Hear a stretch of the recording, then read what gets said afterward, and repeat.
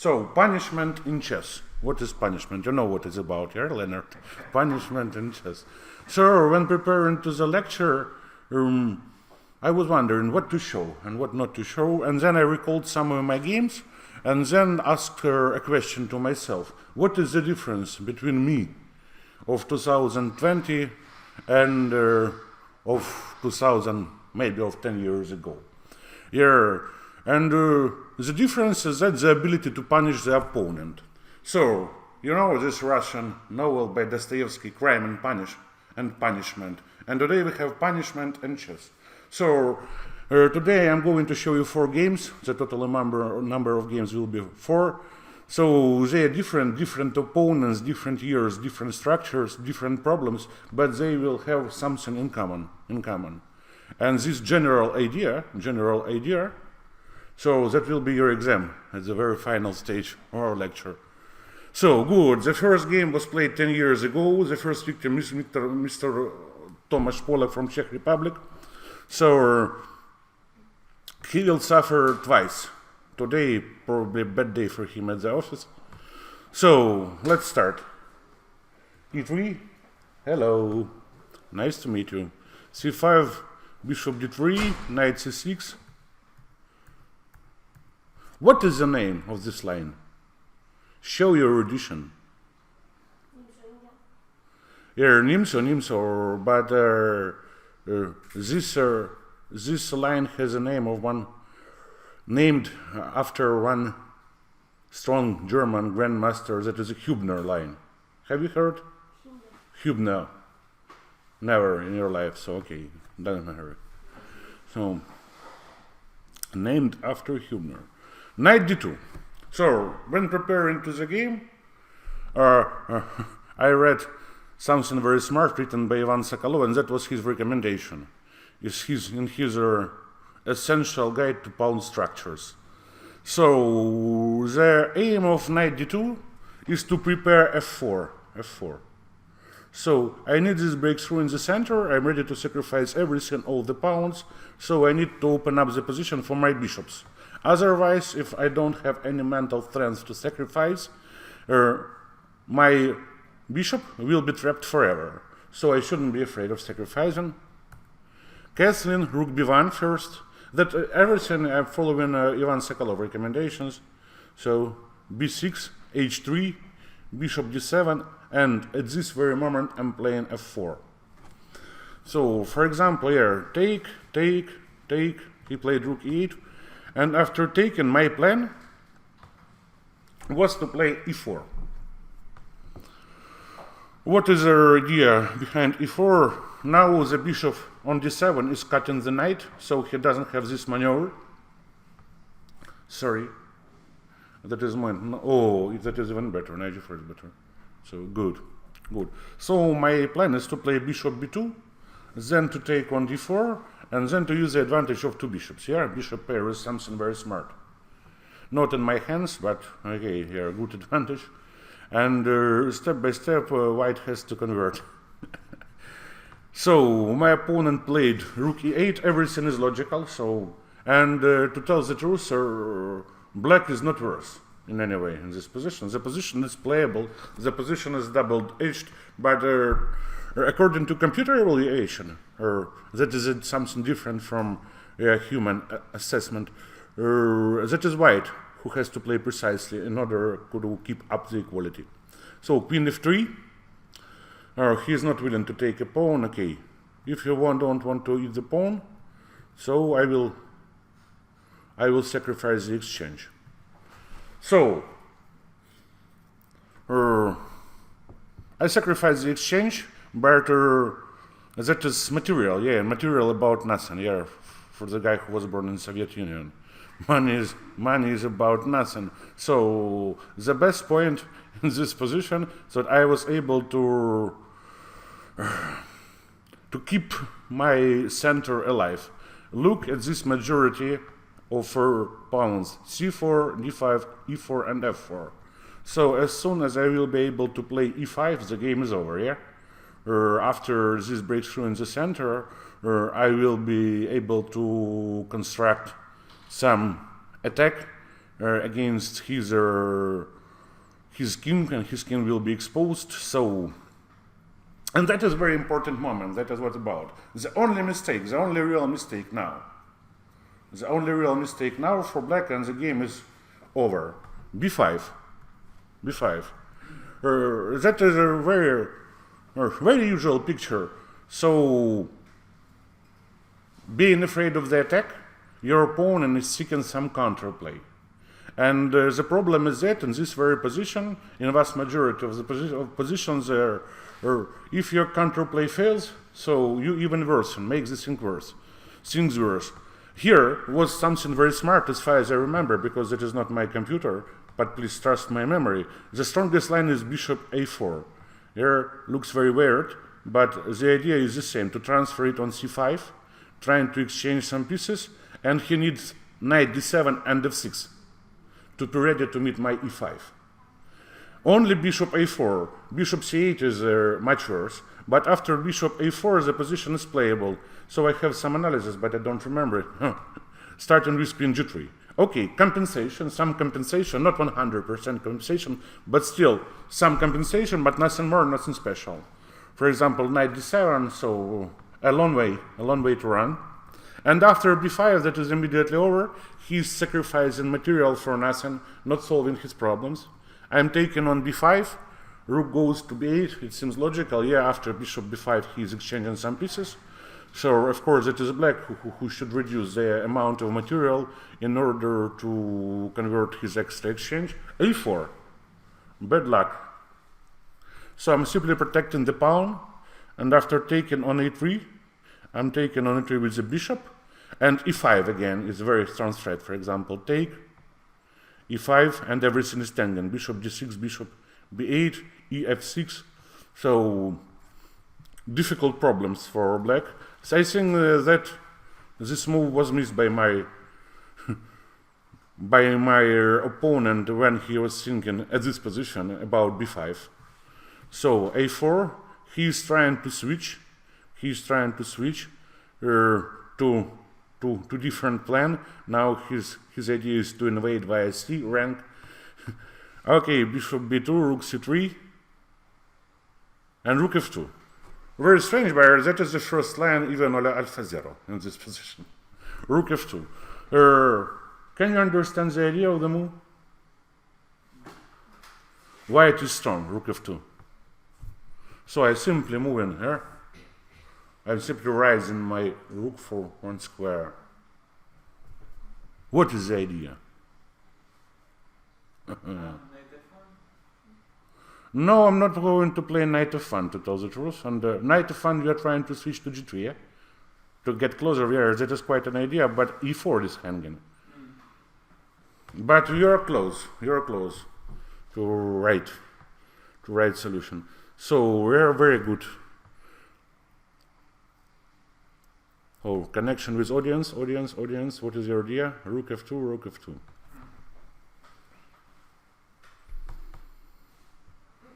Here, please. Rook e2 and e5, because rook e1, e5 is... So your idea is to prepare e5, yeah? The rook is false, because you cannot play rook e1 because you lose the d5 pawn. Then if you Yeah, that is the point. Yeah, the rook on e1 is hanging. So, but okay, yeah, I was born in Soviet Union, and what about you?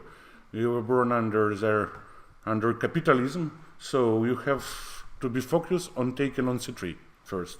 And after rook f2, I'm preparing taking on c3. For example, after h6, I'm ready to take, then I'm retreating, knight e4 and rook e2. And then I've taken on c3, then take on e4, and I have extra material with better position, should be enough to win the game. But what is the difference here? After immediate take, he's taken on e4, rook e1, and you feel the difference now? Knight d2 or knight g5, I think that is nearly the same, yeah. This jump is killing me immediately. So I need, yeah, that is about chess engineering. So I need to have my rook protected on e file in order to give some stability to the construction. Here that is about chess engineering, yeah? Not only punishment. Okay, rook f2, rook d3, he is afraid of everything. Rook e2, and knight e4. So we know that there are different color bishops are strengthening the attack, and that is the point. So look at my battery: bishop b2 and queen d4. I'm pressing g7, I'm pressing a7. His pawns cannot generate any counterplay. They are weak and cannot be protected. So the game is over. For example, after bishop b5, we have g4. Then his bishop is driven, and rook e4, and his queen on e7 is overloaded here with defensive duties, and the position collapses. So, queen f7, take on a7, h5, queen d4, queen g6, b6. So, that is even better to have two queens. Or that doesn't matter. Easy win. So, the only real mistake, this is the only real mistake, and that is the difference. I was ready to punish, and now I have the outcome is not yet clear until the very end of the game for me. And sometimes, even when score sheets are signed, I don't believe in the result. So good. Only one mistake and punishment. Here, okay, let's switch to something very similar. Or we need Kirillovich. Here is Kirillovich, Mr. Vityugov. So, this game was played many, many years ago, 7 years ago, in Rhodes, European clubs. First, the line is similar, yeah? By the way, approximately 1 month prior to this game, at World Cup, Marozevich played a number of games with this line. I don't like the position much for black, because I don't know how to create any counterplay. So the task for black probably here is just to wait. They have nothing special, nothing instructive, so to wait for something and then some counterplay. Bishop b2, knight goes to a5. There is no point, by the way, to play something like knight b3, because he will simply retreat. And I didn't achieve much. So of course, my opponent is not going to improve my pawn structure with taking on p3 or allowing me knight a5.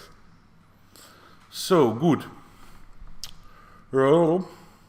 What did I play? I don't remember. Queen e2. What is the point of queen e2? I don't know. No. Probably I'm going to improve my position here. I'm setting the connection between rooks. Rook a1 and rook e1. Okay. Queen d7 and knight f1. Oh, I like this move very much.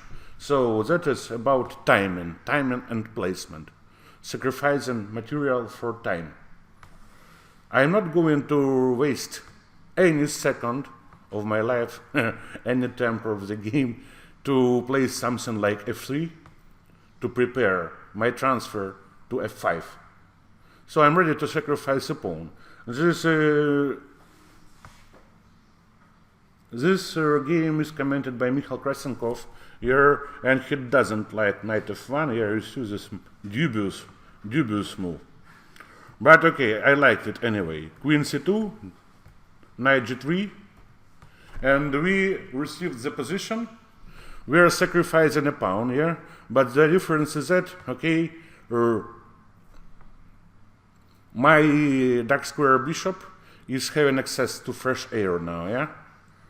So I like compensation. By the way, you can watch the game played by Mikhail Umansky, the world correspondent chess champion, many years ago. He liked this idea, allowing his opponent take on d4 and then allowing to take on c3, and sacrificing a pawn for the strength of the bishop. So, queen d8, logical, yeah? Protecting f6, not allowing to double the pawn, and after this move the game is over, objectively. So, very difficult task for black. First he had to play knight to go for knight e5, and after retreat, f3 is also the option, by the way, but yeah, f4 is the threat, and the only way for black to keep up not the equality, even better position, queen g4, just to get control over f4, and then after f3, queen e6, nothing special for white, so I cannot play knight f5 on account of knight f3. It's very difficult for white to make progress, and he needs here his queen here to protect his. He needs his queen here to protect his knight, his king with his body. And after queen d8, you see very bad square for queen. f4.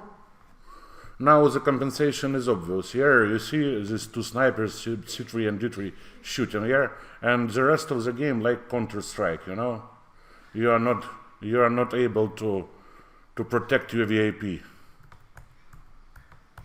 Rook a1, knight e7. Okay, king h8 was the option, but still that is white who is pressing, who is pushing. Knight h5, g6. After f6, e5, yeah? That is typical move, and I'm opening up the position, and everything is hanging. The d file is hanging, h7, g7, everything, nearly everything, yeah? Full control over the board. So g6, but g6 doesn't allow white to play e5 and to open up the position, but what to do with dark squares now? f5, starting at the size of a zone. Bishop a1 was also the option, yeah, nice option by the way, to retreat. So I'm willing to build up the battery, and my queen now should be before bishop in order to checkmate, and queen b2, making him to play f5, f6, and then e5. The idea is nearly the same, and yeah, that is over. h6, but f5 is okay. Rook f1, bishop d4. Bishop d4 is the aim of bishop d4. I am not going to allow him any counterplay, so cutting the queen, taking control over c5 square. h4, I can wait, there is no need, hurry. Take on f6. Oh, yeah, and queen h6 here to come, good follow-up. So the only mistake and punishment here after queen d8. So with this positional sacrifice of a pawn, I was able to create some kind of problems, practical problems for my opponent. And after that, probably after 4, yeah, I'm full of power. So good, let's come to where is Mr. Ponomarev? Here. This game was played in Ukrainian Championship of 2014, probably the strongest ever in history of Ukraine tournament. Everyone, I mean all the strongest players were present, including Ponomarev, Ivanchuk, and so on and on and on. And this championship was the best not because of participation of all giants, but the quality of chess was quite good, and even the guys who were playing for the last places, they had some brilliant games. For example, some guy who was the last one probably won against the winner Korobov. Very good game. But okay, let's return. That was round number 2, and first kind of pictorial material, how good it is sometimes not to know the theory. So b6, g3, bishop a6, queen d3, d5, take on d5. There are many, you know, some strange line by David Navarra in this position. Knight bd2, so I'm going to protect my c4, and here at this very moment h5, trying to play h4, and that is maybe smart to try to create some counterplay while white's pieces are overloaded with the defense c4 and d4. The position is very complicated. That is a different story. I don't want us to have a big insight here. Maybe just a spotlight on theory. So, but okay, I was ready to prepare. I was prepared this line. But after d5, I took on d5 and knight c6. And at this very moment, playing against ex-world champion, I'm out of my good preparation. So what to do? Knight c3. Why not? Here to develop my pieces within a tempo. Knight b4, yeah, you see, create and counter threat. Queen a4 and queen c6. And here, what to do? So, of course, we can enter some kind of an endgame, taken on c6, for example, and playing something e3. And that is some like Catalan structure, but everything under control for black. He will develop his pieces after exchanging, probably, for example. And sooner or later he will be able to move his knight and play c5, and with symmetrical pawn structures we can shake hands here. There is no intrigue in this position. So, and I asked myself, okay, what are you going to play? To go to the endgame or not to go, and play queen b3 immediately. So I'm trying to keep up the pressure. With queens on the board, the story is different. For example, I'm threatening to play bishop g2 and then to jump with the knight on h4, or after castling even into knight e5. So, and the position is very sharp here, but okay, knight d3. Take on d3, take on f3. So, my pawn structure is spoiled forever. I'm in this double pawn d4 and d3.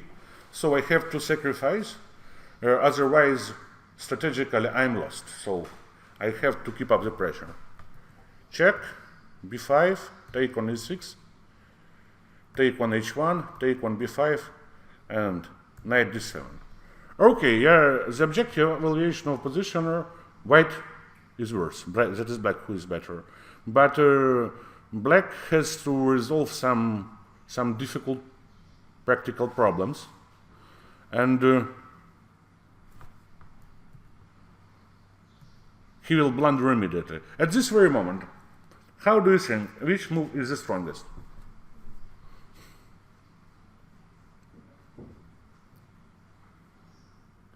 Okay, bishop d6 is a mistake, of course.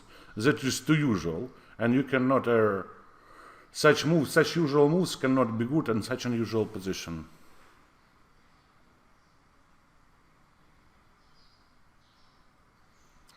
That is, okay, let me show you. That is black who has to play sharp here. And rook b4, I'm taking on c7, and then queen c8 is a threat.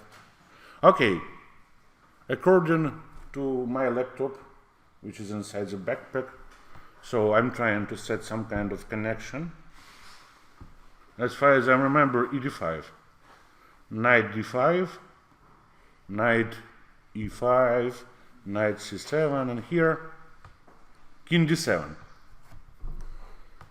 So that is black who is attacking, not defending himself, but attacking, and probably no other choice for white, only entering an endgame, queen d5.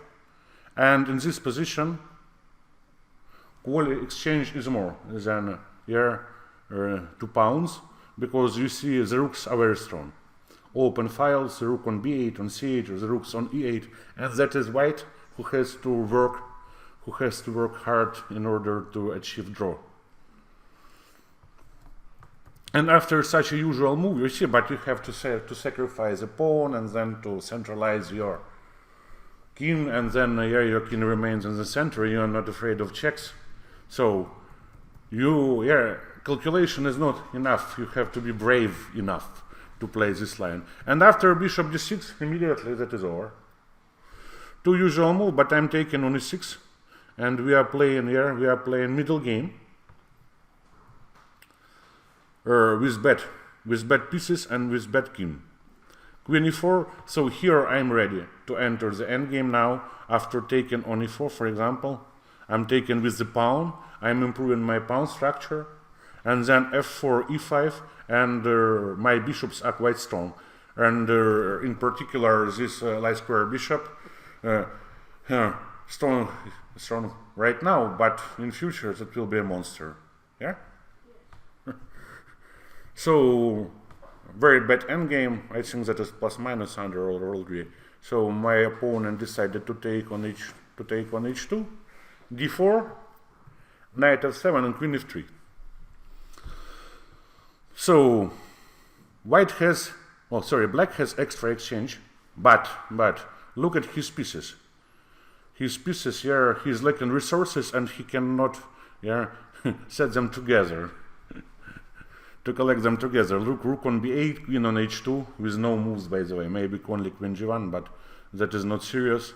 And my plan is just to improve the position here. As soon as I'm done with best placement for my pieces, that is over. Bishop e3, queen h6, a desperate attempt to return the queen to life.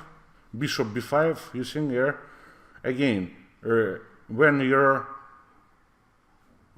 opponent is lacking stability, that is a good idea to overload him with defense, as far as with Polak. So here, bishop b5 is something unpleasant. If he keeps his rook on 8th rank, I will eat the queen, and after something like rook e7, queen a8, and the game is over. So he is entering the endgame. But okay, 1, 2, 3, 4, 5, 1, 2, 3, 4. I have extra pawn now. That is very important. Better pawn structure. All his pawns are vulnerable, especially on the queen side. So that is a question of technique. Yeah. A3, knight c5. Here, I'm ready. I'm persistent on exchange because my bishop in endgame will be stronger than knight. Take on c5. Rook takes g3, b4, rook d5. You see, now my plan is to eat on c7 and a7. I'm not afraid of his counterplay. I mean, that is not that serious. So my bishop will control it. So b5, b7. Yeah, that is done. So you see the punishment for a mistake. So what is the last game for today? Oh, Mr. Polak is suffering. Oh, good. So you don't see my analysis here. So I will ask you something. So e3, why I played e3? Okay, some spotlight upon opening. I was afraid of Volga Gambit at this very moment. And after c5, I was so scared I decided to play e3.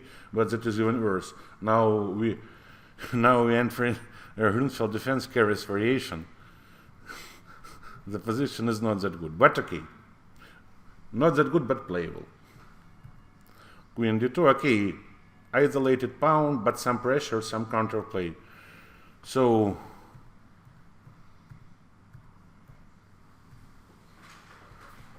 and here, that is a very important moment. So, the position is good. Maybe objectively, black is even better, maybe slightly better, nothing special, but still. How do you think? What is the best move here? Knight a5. Here you are trying to occupy a c4 square. Here, that is very good to try to blockade these weak pawns. But okay, you have to consider something like taking on e7.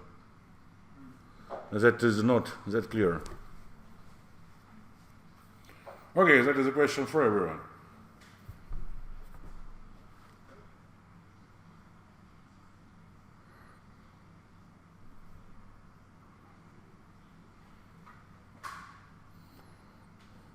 Any ideas, gentlemen? c4. No, that is black who is Tumu. With white, probably c4 and d5 to eat up additional space is quite an... What? f6 and knight a5. And then what after f6? Knight a5. Knight a5, so I'm trying to protect e7, yeah? But I don't know if f6 here, that is worsening your pawn structure. And what about you, Anton? Knight a5. Knight a5 was already there, offered, but you should mind e7.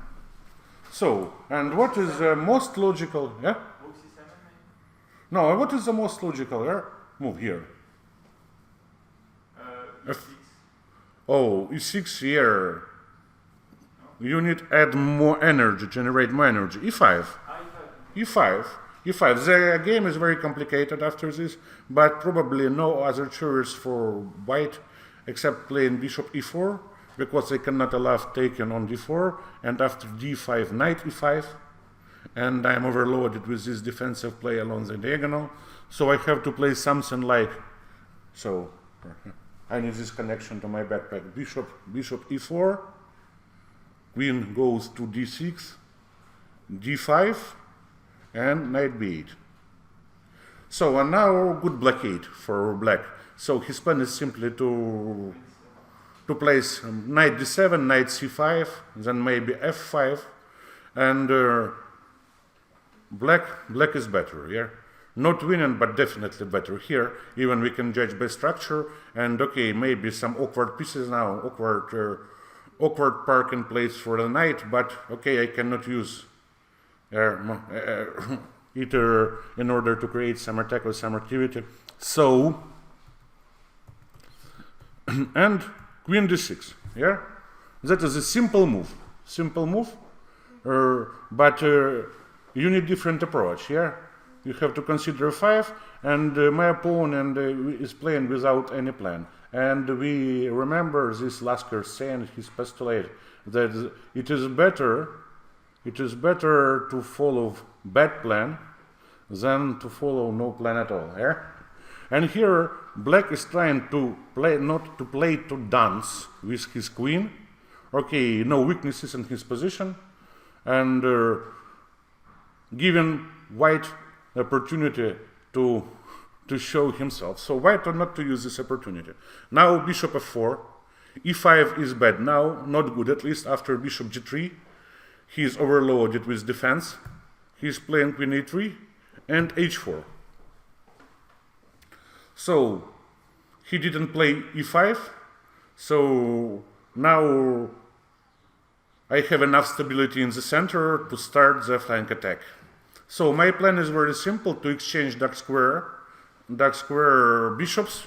We will see it later. Okay, queen a5, bishop h6, rook fd8, and queen f4. You see, that was move 16 and now move 21. For the recent 5 moves, black made no progress. The position here is the same for him, even worse, because here the exchange of bishops. And now white is very active. I have strong pressure along e file. The position of the king is exposed. So some future threats, something like h5, and not future but immediate threat, h5. So to tell the truth, my idea is not to take on g6, but of course to play h6. So I need to lessen the amount of space around his king. And after queen h5, what can you offer? Knight g5. Yeah, knight g5, correct. And now very bad placement for his queen, and very strong compensation for white. I had some line, but I have no connection now to my laptop. Bad luck. Maybe I can try something. No line, no network. Okay. Queen d6. He's trying to enter the endgame, but I'm not that dumb. So queen g4 and rook c2. Here, okay. Now I was improving my position, and now I'm trying to improve even more. I want to double my rooks on e file and then to penetrate. But that is a mistake. Rook c2. Why the mistake? Because here I'm paying no attention, very little, at least very little attention to the threats of my opponents. And in order to find the strongest move here for white, you have to identify properly the positional threat of black. So that is white who is under threat, and I cannot allow myself to play some general moves like rook c2. So good exercise for Dvoretsky prophylaxis. But your prophylactic thinking is quite good, I think. So you have 30 seconds. Is just knight a5? Is just knight a5 again? Knight a5 here, but I think after the exchange of bishops, the position of king is very exposed, and there is no point for you to drive your knight so far away from your king. So that is better to get closer. But here, black can resolve all his problems only with one move. Is it h6? Sorry? a6? h6? But okay, h6, you are given me the opportunity to take on g6 and then rook e6. So you are not resolving the problem, you are creating even new problems. Can black make some kind of sacrifice on g4? But that is a piece for nothing special. I don't think that it works, to tell the truth. So, okay, what is the logical thinking in chess? Let me start from the very beginning. Okay, up the down staircase. So, the threat of black, of white, sorry, to play was h4, h5, and h6, yeah? So, that to create a kind of a matching pawn. But here, at this very moment, h6 is not a threat, simply king h6. And here was very good opportunity for black to find this defensive move, rook d5 after rook c2. Sorry, rook d5, in order to make clear. And what to do with the pawn now? After taking on g6, he is taken with the pawn, and that is black who is attacking. You see, rook goes to h8, the first, sorry. The second goes to h5, and h1 is hanging. And h6 simply here, that is a sacrifice of the material. For nothing, he is taken on h6, then returns to g7, and my compensation for the pawn is non-existent compensation here. That is the fight against invisible enemy. And what to do? Here, the only option to try to keep up the equality is just to sacrifice the pawn, to play something like this. Now I have a very small network for two moves. This, and what help me? In this sound. And my position is complicated, probably some compensation, but probably I'm still keeping up the equality, but nothing more. So that is very important to sense the moment when you can resolve your problems with rook d5. And then here another general move. So black is playing some general chess, and I'm improving my position greatly. Queen g3, c7 is hanging, queen h4. So now I'm ready to play h6. Bishop b5 again. Let's remember, when your opponent is like in coordination, it is very good to try to overload him. Yeah? So now I'm switching from the kingside attack to knight c6, threatening bishop c6, and then knight e7. So look at his pieces now. c4, now I'm ready to advance. h6, queen goes to h5, and d5. You see total domination. So I'm threatening like knight d4. Here, I'm brave enough. Knight d4, queen f4, rook e4, rook c1, queen e2, take, and simply taking all the pawns.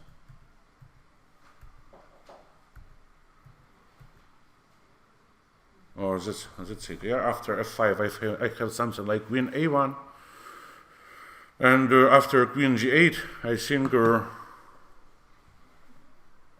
g7. Okay, this last game is something different. Okay, so the mistakes are here. First, too abstract playing, too abstract approach. So he didn't play e5, and then he's not solving his problems, and then step the position is worsening for black. And here, very important move, rook c2. You see general, just general. How here it can be very harmful for you to play such general moves. So you have to identify the threat. That is a positional threat. That is why that is difficult to identify. Here, tactical threats are much easier. And here, rook c2, the mistake, given the chance to play rook d5. Please, here, can I ask all the questions? Why didn't you play h6 when your queen was on f4? Yes. Oh, I don't know exactly. H6. Yeah, maybe that was the option. Yeah. Okay, I don't know why they didn't play. You see, that was the 4th of March 2012. I don't remember exactly, but my explanation now the 19th of December 2020, and now my explanation, okay, I wanted to keep both opportunities alive, to take on g6 and to advance with h6. Because under some circumstances, I don't know under which circumstances, but still maybe hg6 is also the idea. Maybe. At some point here, and that is making some additional psychological inconvenience for your opponent because he doesn't know what is your threat. To take or not to take, just to add some fuel, some psychological pressure. Maybe. You satisfied with my explanation? I don't know, that is the first thought. So you see the general scenario for all 4 games. So objectively, in all 4 games, black was better, and he managed to lose all 4 games. Weird, savage stuff.